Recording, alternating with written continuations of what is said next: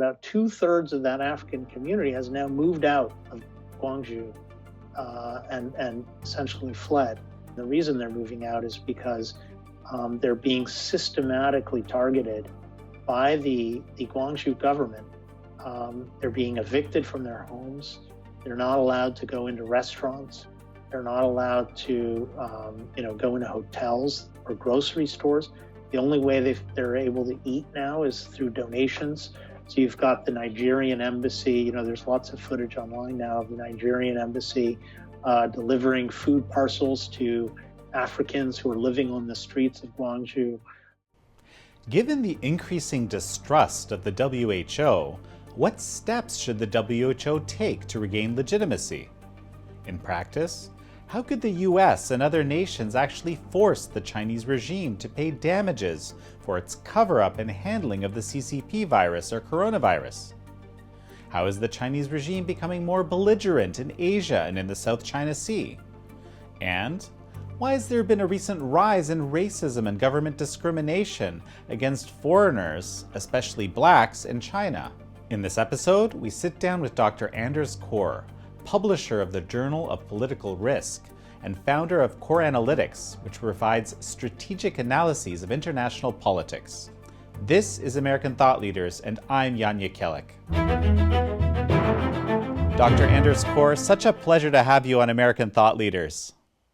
Thank you. You've been studying the South China Sea extensively. We're going to talk about that today a bit.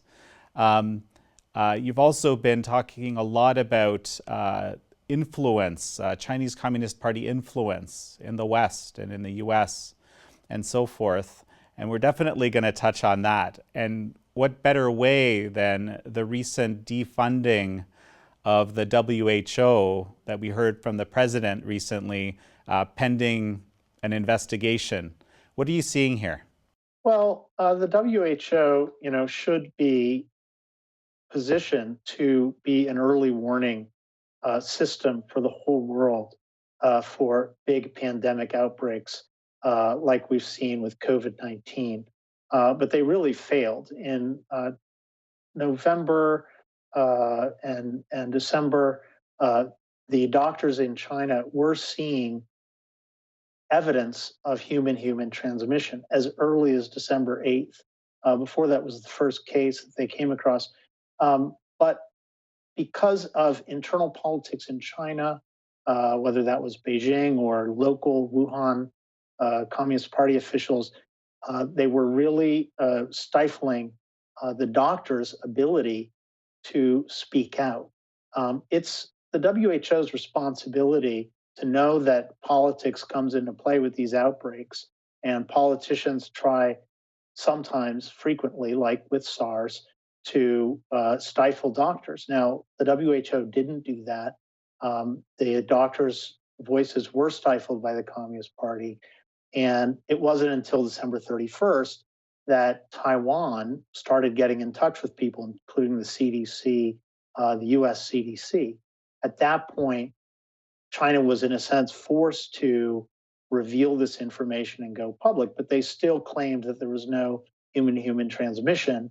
And the WHO followed in their footsteps and said there's no evidence of human-to-human transmission. They said there's no need to close your borders, and because of this, they said there was no reason to track people once they got into your country from coming in from Wuhan. And that, in a way, that fed into or enabled China's position of maintaining business as normal, maintaining their economy, which of course is very important to them. And that created a global pandemic. So between the failures of the Communist Party and the failures of the WHO, we now have hundreds of thousands of deaths, and the global economy is going into a recession. It's a horrendous and horrible outcome that the WHO should have been there to stop. And so, for that reason, I think that President Trump is right to question whether additional U.S. funding, taxpayer money, should go to the WHO when they've failed so miserably here. In my opinion, we should think about asking Dr. Tedros to resign. I already have on Twitter, and long ago, and but we should make that a requirement for refunding the WHO, and we should also have institutional measures be put into place so that the doctors in the WHO are able to speak out without getting the permission of the top level political management of the WHO, because the top level political management, that's the easiest hook for the Chinese Communist Party to control what the WHO says. And like it or not, the WHO still has tremendous cachet globally and authority globally from people who don't know better, don't realize that that the WHO is so politicized. And it's not only politicized, but it's lately it's been quite hypocritical because they demand that it not be politicized, that the pandemic not be politicized. But it's impossible, not to solve the next problem, the next pandemic that comes up without looking at the political problems that the WHO has. It's very interesting because obviously the WHO is dependent on the reporting from every member country, and to some extent on believing that that reporting is accurate, right? And I think that's that's perhaps their own defense. But you're basically suggesting here that if the doctors have reason to believe that the reporting is politicized or the numbers are politicized, which I hear you saying, then the WHO should kind of be taking a different approach. How would that work? Well, I think the WHO does have offices in each country, and those offices are able to talk not just to the top level government in China, for example, but doctors all the way down, right? And so, if there are concerns from doctors, and doctors will often, if doctors believe that their message isn't getting through up the chain of command through Beijing, they can potentially go straight to the WHO or the US CDC and say, hey, we've got a real problem here. We've got a suspected outbreak with human-to-human transmission. We all need to be much more careful. Beijing's not taking this seriously. So the WHO should have in place in all countries around the world personal relationships with doctors who can inform them of when a problem is happening.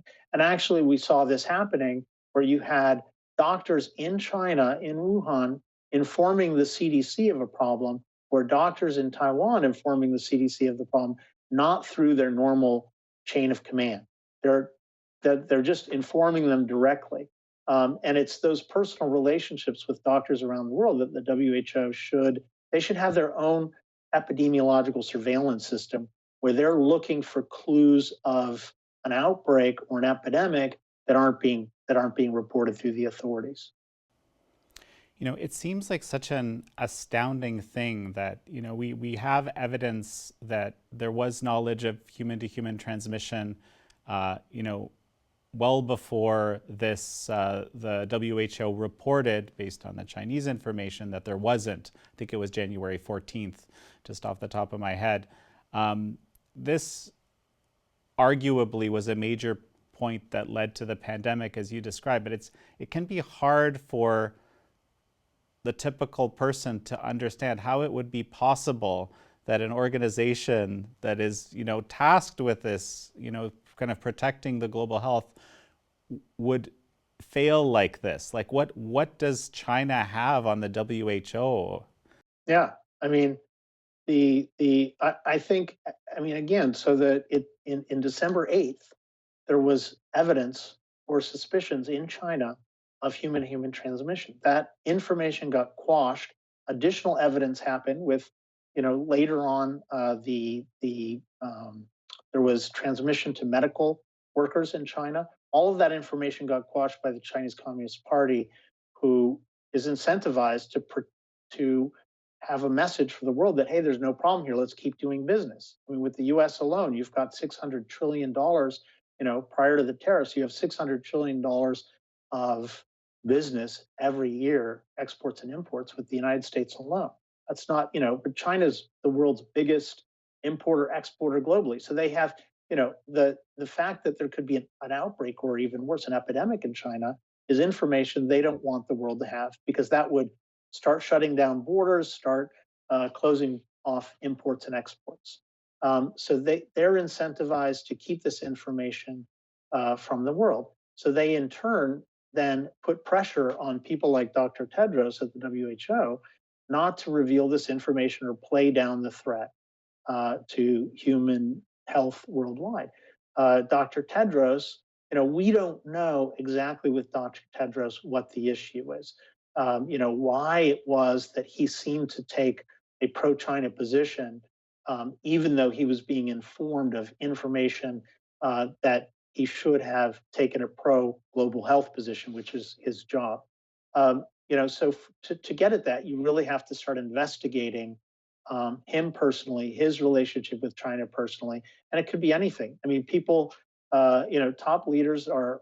There are many cases known and proved of the Chinese government or state-owned corporations offering bribes to elected officials, whether that is the presidents in Africa. There's a couple of cases of that that's out there, been proven. There's the case of the general secretary or the president of the UN General Assembly, John Ash, who got, he was bribed by the Chinese to put in a convention center in Macau and to approve that.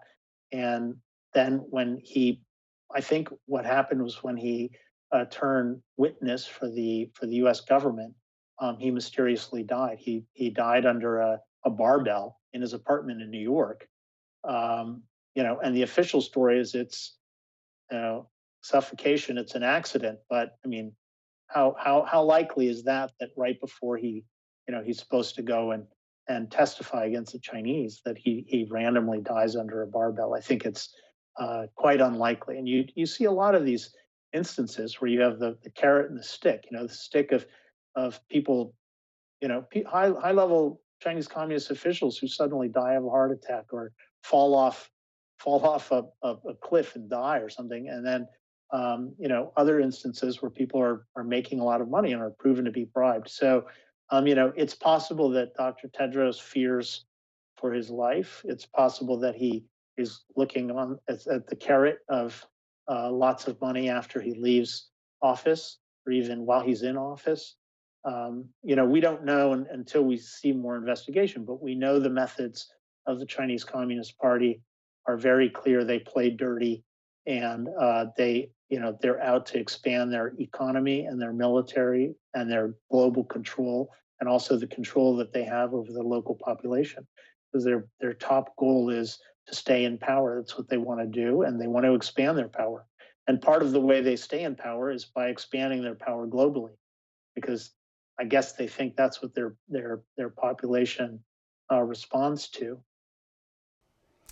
Well, I want to dig into this deeper in this sort of the U.S. and global context. It's a very scary reality that I think we've discussed with other guests, that this whole pandemic situation is kind of really bringing this reality into the spotlight, especially with the WHO and so forth. But just one thing, what do you make of the fact that China was locked down, or Wuhan was locked down internally from internal flights earlier than China stopped international flights outside? This is something a lot of people have been kind of commenting on and questioning, and then sort of criticizing the U.S. travel ban, all the while having lockdown within China. What do you make of that? Yeah, it seems very hypocritical for China on the one hand to lock down Wuhan and not allow people from Wuhan to go to Beijing, all the while allowing people from Wuhan to go anywhere in the world and claiming very loudly that there shouldn't be, any travel bans against China. It's entirely hypocritical, and arguably this is what caused the global pandemic. I don't know. So because China has done so many things wrong, there's now a lot of talk about holding China legally liable for what they've done, and There's a an excellent piece written by a professor at the U.S. Naval War College. He's also at Harvard, James Kraska, and he claims that China is on the hook for trillions of U.S. dollars, only counts only counting the economic stimulus that several OECD countries have put in place. That doesn't count, and that was written a few weeks ago. That doesn't count additional stimulus since then, and it definitely doesn't count the pain and suffering of all the people that have died. Generally the economies that have crashed, and how much has been lost economically.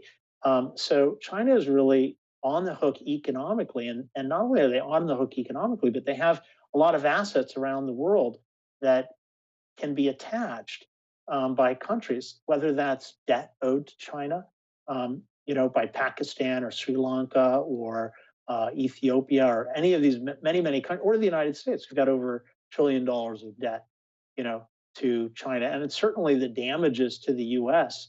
From COVID-19 are over $1 trillion. So in my mind, there's no reason why we shouldn't, through a court of law, see if they're liable for what they've done. See if they are, then we say we selectively will not pay that debt. We're using that debt to pay back the damages that COVID-19 has caused us, and that the Chinese Communist Party has caused us to do that.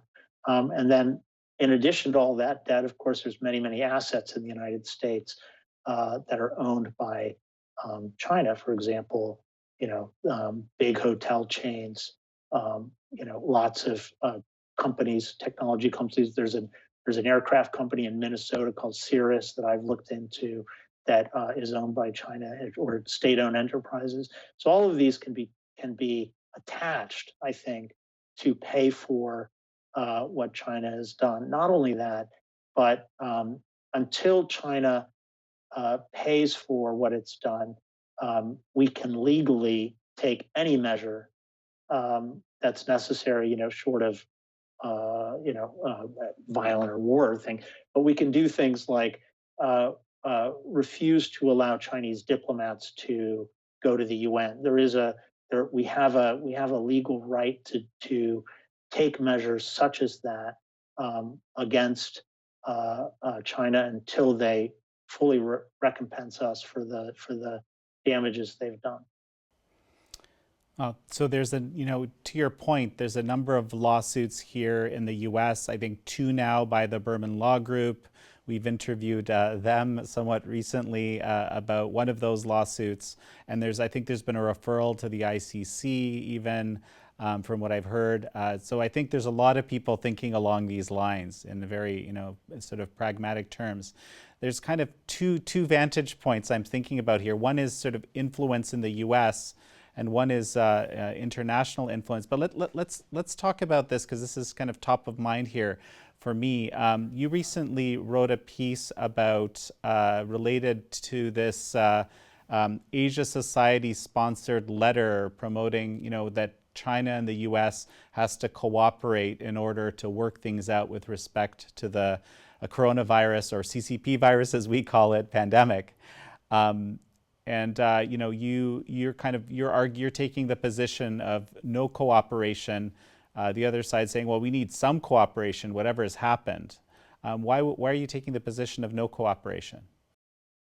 Well, I think that for the past, since 1972, really, or 1971, since we opened to China, since Kissinger and Nixon opened to China, the story has been, let's cooperate with China.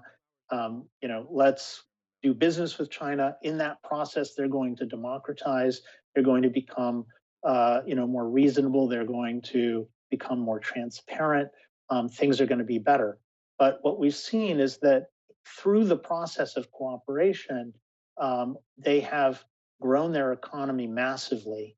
And that economy and that new economic power is what's fueling their military growth. And they've decided to use their economic growth not to help their people, but to expand their military. And today, they're building more Navy ships than we are every year. They're outbuilding us. They've got huge fleets already. They already have a bigger fleet than we do by number of hulls. We have a bigger fleet than they do by tonnage. But they beat us on some other things. For example, their anti-ship cruise missiles can outrange our anti-ship cruise missiles, which is a very dangerous thing. If you've got a one ship on one ship battle, like two battleships, who are out in the sea alone, then it's a very dangerous situation for the U.S. Navy to be outgunned in that way. So they've put a lot of money into their nuclear missile capabilities. So they've got nuclear missiles now that can destroy entire U.S. carrier groups, aircraft carrier groups. So a lot of the military advantages that we've had over the years that we've, I think, tried to use for good in terms of stabilizing the world, decreasing nuclear proliferation, ensuring that one country doesn't invade another country like Iraq did, are now being canceled out. Those military advantages are now being canceled out by China. So we're going into a much more dangerous world, and a lot of people don't even quite realize that because we haven't had a military conflict with China. But were we to have a military conflict with China, we're in a much more difficult situation. And China knows that. So because China knows that their military is starting to rival us regionally in Asia, they are claiming, according to the Kissinger School of Realism, and I put realism in quotes, according to the Kissinger School of Realism, that they think they should have more territory. They think they should have more influence in Asia. They think that because they have a bigger military, our military should retreat from Asia. So you have, proposals out there that Korea should become a unified pro-Beijing government. It should be a unified state that's pro-Beijing. Beijing is pushing very hard to get the entire South China Sea recognized as its own territory. And that is a huge piece of water that's the same size as India, actually. It is so big. It has trillions of dollars worth of oil and gas in it. I think 1/3 of global shipping goes through the South China Sea. It's got a lot of fishermen, traditionally over centuries, millennia really, the fishermen from countries like the Philippines, Vietnam, Brunei, Malaysia, Indonesia have all used the South China Sea, through artisanal fishing to feed their villages and feed their families. Now you have China coming into the South China Sea, claiming it as their own. In 2009 they distributed a note verbale to every country in the United Nations that had attached to it a map with the 9-dash line. They are so-called 9-dash line that has now been found in 2016 to be invalid. But they still claim that. They ignore the international court that said that the 9-dash line is invalid. And just the other day, they sunk a Vietnamese fishing boat. They've gone up against the Indonesians and pushed them around. It's a form of bullying, right? And then you have Taiwan. So because China's power is growing, they think they have a right to take over Taiwan, and they're pushing that. They've threatened Xi Jinping. General Secretary Xi Jinping has threatened war against Taiwan not too long ago, and also threatened war against the Philippines if they pursue their claim in the South China Sea. And the claim in the South China Sea of the Philippines is in accord with the United Nations Convention on the Law of the Sea, which gives them the right to exclusive economic zone, or EEZ. So you've got this behemoth power, the Chinese Communist Party, who, because of their growing economic power, has been able to expand their military power. And that military power is now making them think and act as though they can bully all the other countries around them that don't have that same level of economic power. And that's where cooperation has gotten us, And so any sane person looking at the history since the early 1970s will say, okay, clearly cooperation has gotten us in a worse place today than we were in 1972. So why should we continue cooperation? And the answer is, I think, for a lot of business elites, they're making money today on cooperation. They're making money through that $600 billion worth of trade with China every year, and that's a lot of money. And um, they want to keep that going. They're not thinking about the decades that have passed. They're not thinking about the fact that China is using this cooperation to gain military and territorial advantage. They're just thinking about the next financial quarter. And I've been told this by CEOs of major corporations, who tell me, they're not thinking long term. In fact, they are selling out their own shareholders for their own short term gain. So you have a CEO who is making a decision, say, to do a business deal with China where that involves uh, um, building, say, major aircraft engines or aircraft bodies in China. And in order to build that aircraft in China, you will have a lot of technology lost to China because, of course, the Chinese are going to soak all that knowledge and expertise up. And it's well known that China is building their own general aircraft aviation industry, that they want to compete with Boeing and Airbus. But the CEOs of these big corporations aren't thinking 10 or 20 years out as they should be for their shareholders. They're thinking about, okay, how can I get a $1 trillion deal or a $500 billion deal with China this year, which will pump up the stock price short term, and my CEO benefits and income will kick in a big way in the short term. By the time the technology is lost to China and China builds a general aviation industry that destroys the shares of my company, I'll be long gone with all my stock options, and I don't have to worry about that. That's my shareholders' loss. So you have a situation where the fiduciary responsibility of the CEOs is being compromised, and they're selling out to China for their own personal gain, is what my sources are saying. And this is something that the stock, average shareholders of Boeing or Airbus just don't. They're not following that. They're not, and this is how China can influence corporate leaders, political leaders, academic leaders to, not do what's right by their institutions or their countries or their corporations, but rather look out for number one. And that's a sad truth. Well, deeply disturbing if you're hearing this from, multiple sources. We're aware of some of this, of course. A couple of questions this begets. Well, first of all, I think some of the people that signed on to this Asia Society letter might say, well, okay, fine, but in the medical fields, we have to cooperate. Otherwise, it's not going to work. What would you say to them? Well, if you look at that letter, the areas for cooperation are fairly thin. One of them is vaccine development. We already have as soon as you have one American case, you've got access to the virus DNA. You've got access to what you need to develop a vaccine. I think I forget exactly what the other point of potential cooperation they suggested was, but it's more of a mantra. It's more of a belief that, oh, cooperation can be good, and then they throw out a couple things that maybe they can cooperate on.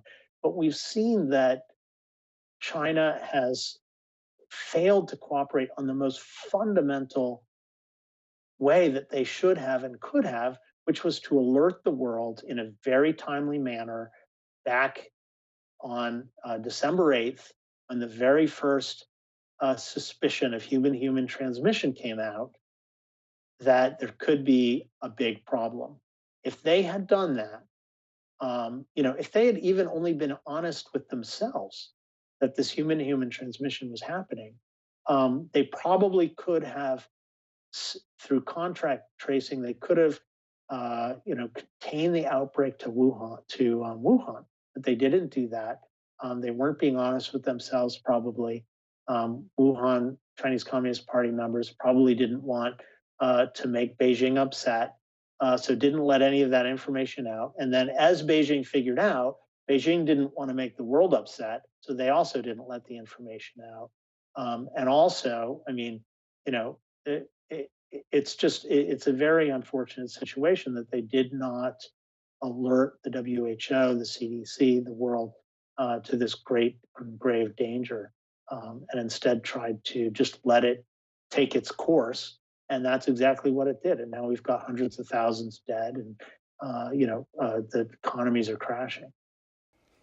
So let's jump to this other point you've raised here, which is basically, the influence that the Chinese Communist Party yields in the multinational corporate sector, let's say, or that whole sphere.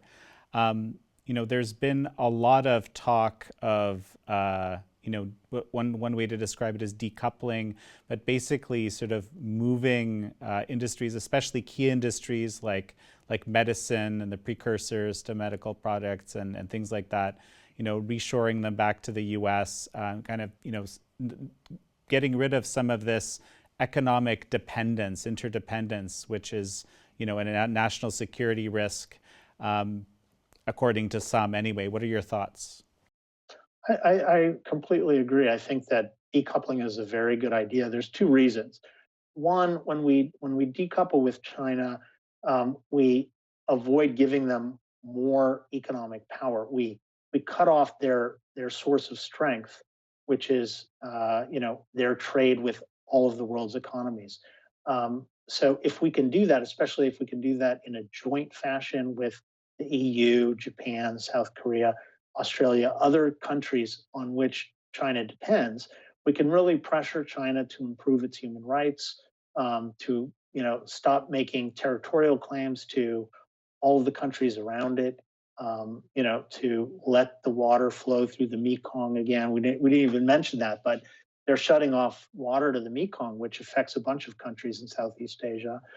They've got dams that are going to that could affect the Brahmaputra River that goes through Bangladesh. And these people depend on this water flowing through their countries, and China's not allowing that. So anyway, we should, if we decouple, we can incentivize China to improve its relationship to all these countries and improve its relationship to its own people in terms of improved human rights. Secondly, the pandemic has really made clear that we were caught flat-footed and didn't have the ventilators we need, didn't have the face masks we need. I mean, these are pretty simple things that don't they're not high-tech items. They're not like jet fighters, right? But we don't have enough of that stuff. We didn't have enough of that stuff when we needed it. And not only that, but we didn't have the ability to rapidly ramp up production like we should have been able to if we needed to. So we need a way in which we're not dependent on China for those kinds of items. And it goes way beyond that. Pharmaceuticals, life-saving pharmaceuticals, we're not like antibiotics. We're not able to supply those for ourselves should there be a real emergency. Let's say we had a lot of our military spending right now is geared towards is deterring China. Now, our latest jet fighters actually have parts in them that are from China. So it's a little bit crazy for us to think that we can deter China with a military system that is dependent on China for its progression. So if you had a war or a military conflict, even a localized military conflict, your bargaining power is dramatically decreased if your adversary, China, doesn't believe that you can do much with your fighting systems, your jet fighters or your other parts that are dependent on China. And they know that they can turn off the spigot of spare parts at any time. So yes, we need to, and this is what Peter Navarro is doing. He's been doing it and talking about this for decades. He's been talking about we need to ensure. Peter Navarro is is a White House guy in charge of ensuring that U.S. Industry is back on its feet. And one of his main messages is, economic security is national security. We need to be economically strong. We need to have supply chains in the United States that aren't dependent on our adversaries. Because as soon as you're dependent on your adversary for something, they have the chain around your neck, and there's not much you can do. So yeah, we absolutely we need, so for those two reasons, we need independence to be strong, and we don't want to feed our enemies and our adversaries. Decoupling is a very good idea, and we can do so in a moderate, slow fashion, a very meticulous and careful fashion, so that all of a sudden we don't have antibiotics, or we don't want that to happen. But we do need to think about how to stage a process of decoupling until China improves itself. If China improves itself, for example, by becoming a democracy, which is a big ask, but we should be asking for that. That's exactly what we should want, because as soon as they democratize, they're no longer really a threat. Countries that are democracies never go to war against each other. They treat their people well, because their people are voting for their leaders. So as soon as China becomes a democracy, we can relax again, and we don't have to be so worried about decoupling from China. But until that point, they are actually a threat to their people and to us, and we should really consider, disincentivizing that and stopping empowering our enemy. So.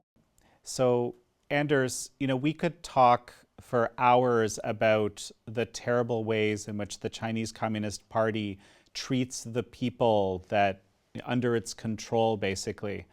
You recently wrote about how the Chinese Communist Party is treating foreigners or expats in China, notably people from the African subcontinent, while at the same time, criticizing the U.S. as being racist for calling it Chinese coronavirus or Wuhan coronavirus or something like this. I'd love it if you could speak about this. Yeah, the COVID-19 has really expanded racism um, across the board in countries, and sort of xenophobia. So you do have some cases, so for example, in the U.S. and Britain, where there have been attacks on people that look Asian. So that's undeniably true. However, these cases are generally individuals. I mean, they're always individuals. They're lone wolves who are acting, out like this, and they're being prosecuted by the government. They're being subjected to very negative media reporting.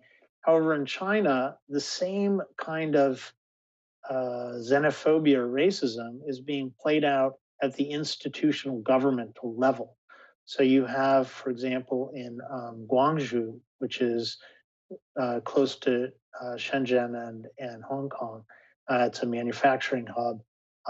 And the government there has taken very strong action against the African community. So much so that about 2/3 of that African community has now moved out of Guangzhou, and essentially fled. And you used to have over 10,000 Africans living there. There were a lot of traders who were sending import export back to Kenya and Nigeria and things. And now those people are moving out. And the reason they're moving out is because they're being systematically targeted by the Guangzhou government. They're being evicted from their homes. They're not allowed to go into restaurants. They're not allowed to, go into hotels or grocery stores.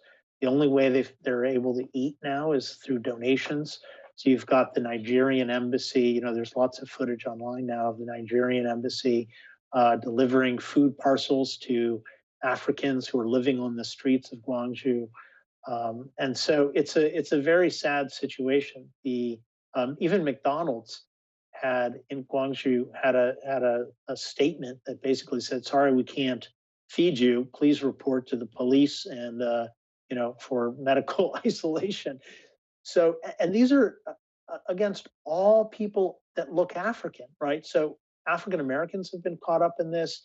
Um, they have no history of necessarily of contact with any COVID-19 cases. They have no history of going to countries with COVID-19 outbreaks. There's no kind of rational relationship with why they're being targeted. There have been rumors, some of which have been amplified by the government itself, of Africans who are who are ignoring quarantine rules, or in some really inflammatory language that is being used to justify this. The government in Beijing has, there's one small comment from one of the government officials of the foreign ministry. They basically said, "Oh well, Wuhan has to correct itself." But other than that, there's been a flood of material coming from the government in Beijing that denying that there's a problem, saying that they treat all foreigners the same. And to be fair, there are some cases also of Caucasians and other foreigners in China that are also being not allowed to go to restaurants or book hotels, or being kicked out of their apartments. But I think the African community in China is facing a much more serious and you've got video footage of riot police in Guangzhou that are herding Africans down the street, and these Africans have nowhere to go. They're obviously trying to push. They're being told to go to another city, and my guess is that a lot of them have gone back to Africa, or have somehow tried to go to some other city out of Guangzhou. But the central government of Beijing is not doing anything against this racism, anything at all. And so, this is just the latest instance of extreme racism that we find in China against, in the past, it's been the Tibetans or the Uyghurs, and there's even, quasi racism against Hong Kongers who speak a different language, Cantonese, than, with the riot police there calling them cockroaches and being very brutal, brutally suppressing their demand for democracy. So there's this really concerning, racism coming back out of China. And this is not, you also have a case in 2016 where there was a commercial for laundry detergent. And in this commercial, there's a Chinese woman looking at this lascivious African man who goes, who's approaching her, in kind of in a sort of a sexual way.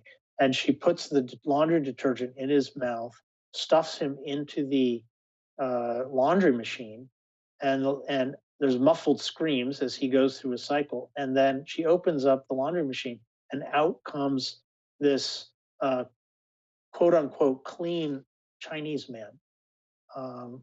And this was around for months, being shown in China without any real complaint by anyone. And then it was picked up by some English media and criticized.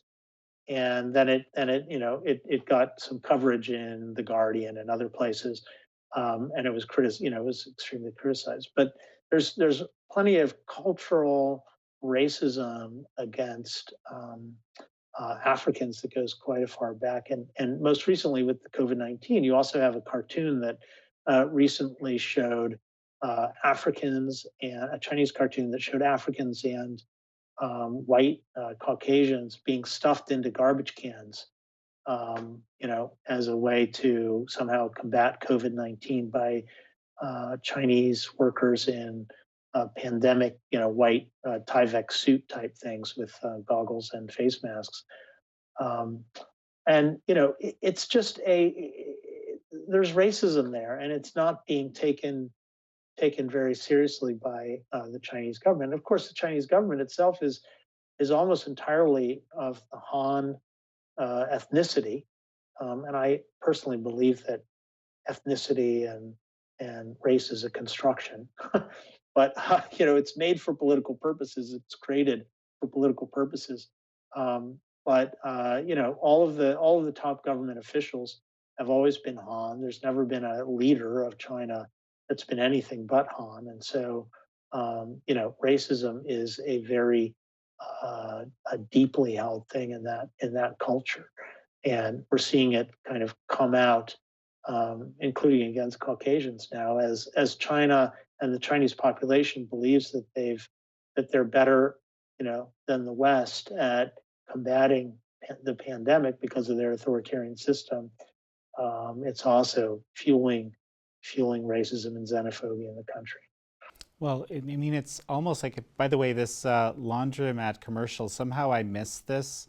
And I mean, it's just wild and crazy and horrible is all I can say. It's kind of almost hard to fathom, frankly. But so is the Chinese Communist Party, using that mentality or predisposition in the population to basically divert culpability from itself? I don't know. That's what's jumping to my mind. Right. So as China claimed, I mean, this is the Chinese version of reality. They've claimed that they didn't have any more cases, that they had defeated the disease, the pandemic in their own country, and so logically, any new cases in China must be coming from outside, if that's true, right? And that's their argument that it was true. So then they claim that new cases are coming from outside. And you have Xi Jinping claiming that the country has to be particularly observant and vigilant against outside cases coming in. And then you have the country, China, closing off its borders to outside foreigners. And this is also when you get internally, somehow that's translated to foreigners that were already in the country as seen as a particular threat, which really makes no sense, because once you're in the country, you're in the country, and you're similar to, if you haven't gone out of the country, you're the same as any other Chinese person. But that's not how the public is seeing it. And the government in Beijing has done nothing to stamp down these sort of xenophobic feelings towards people that were already there. I mean, one African guy who got deprived of his home had not been out of the country for 4 years. So it just makes no sense to target him. There's no rational reason to target him. And what China is doing is really shooting itself in its own foot, because people are looking at this and realizing that China is not really a safe place to go. It's not a safe place to do business. If you look white or if you look African, if you look like anything other than a Han Chinese. So it's not good for China's economy. It's not good for China's future.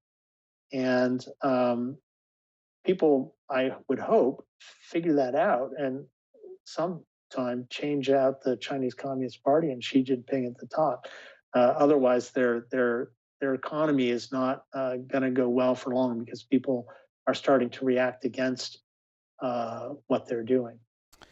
We were talking earlier, of course, about the WHO. I'm thinking about the human rights situation that you mentioned. Even this whole vantage point of racism, speaks to that. Frankly, recently China has been added to the UN Human Rights Council, which a lot of people had big questions about, obviously.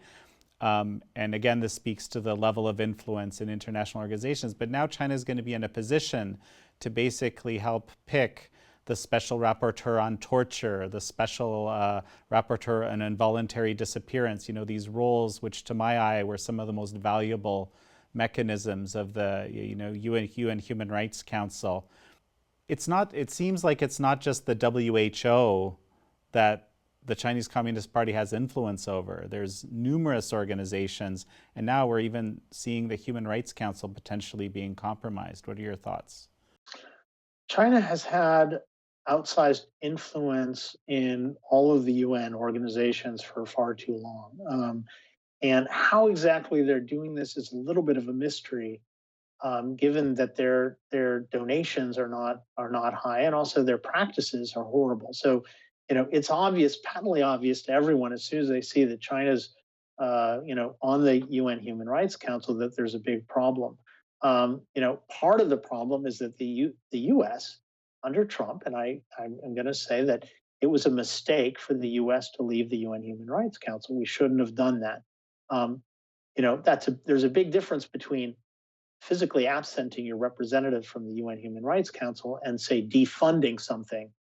You could say, okay, you're not acting appropriately. I'm not going to empower you with money, which is what we did with the WHO, which was the right thing to do.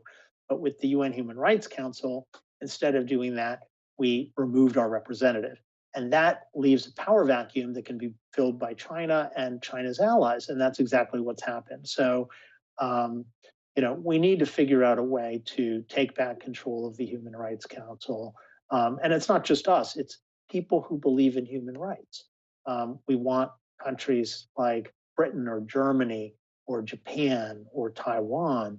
We want these kinds of countries on the Human Rights Council so that we can hold China to account for what it's doing.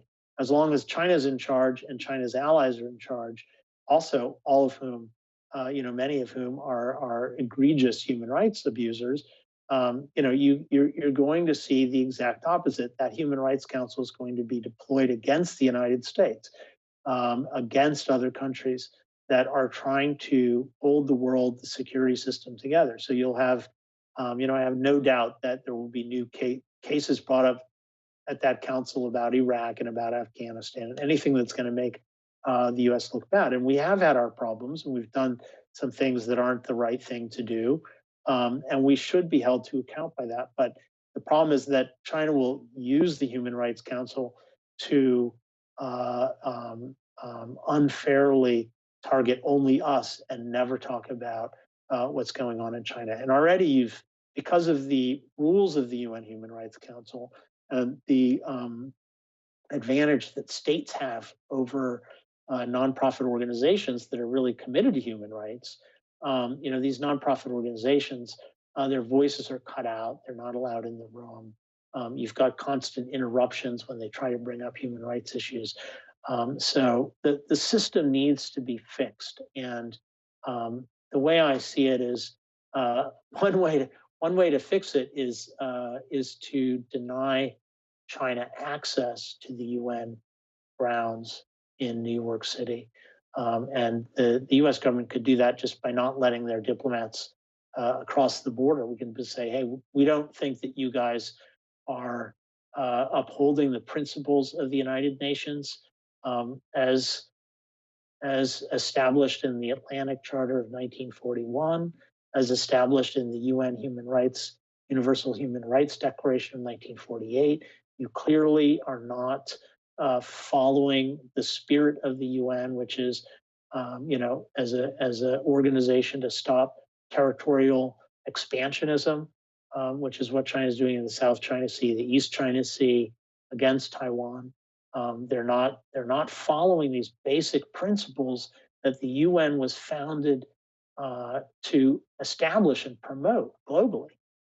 And so, the UN is there to stop the next Hitler from coming around, or to stop the next Nazi party from coming around. But China is exactly that kind of level of problem in the future.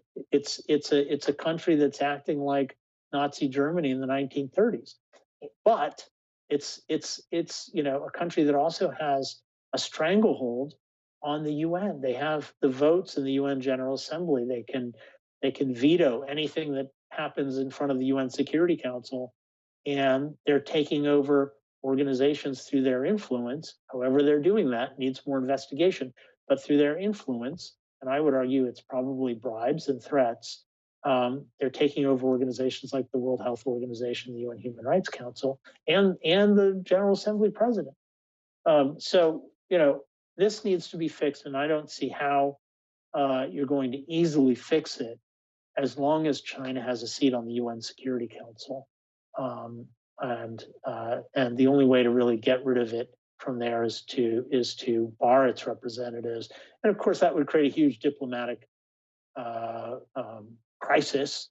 It would be a constitutional crisis for the UN, and you might even have, a few dozen countries that are closest allies to China protest and write protest statements and refuse to allow their diplomats into the UN building in New York, which would be fine. We can handle that.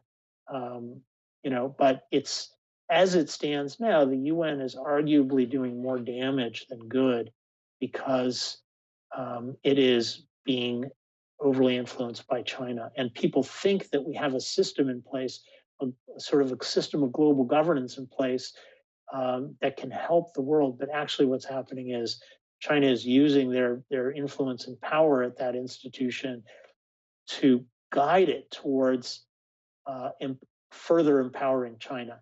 And if we pass some sort of a tipping point, you might find a situation where China eventually becomes a global hegemon. And that's a very dangerous place to be. And I think that, a few years ago, some Americans thought that the US, was the global hegemon. In the 90s, after the fall of the Soviet Union, we thought we had won. Fukuyama from Stanford said that we had reached the end of history and now we're just going to have a beautiful future of democracy and liberalism. We thought, and the US was the only superpower.